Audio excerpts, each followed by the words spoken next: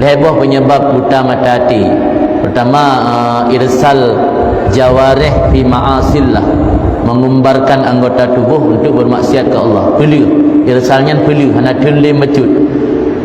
Istilah ni nyedap bahasa lain, bina maksiat lang kamu mandum bubut.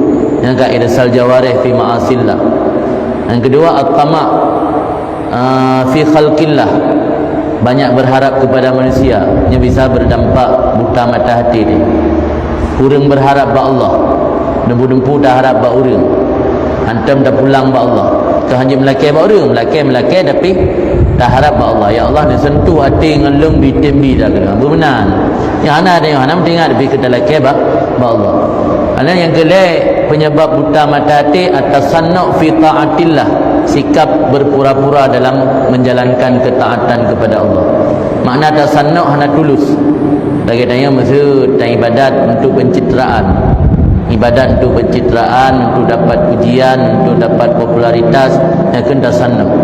Yang dampaknya daya bisa berakibat buta mata hati. Apa yang kedua ya?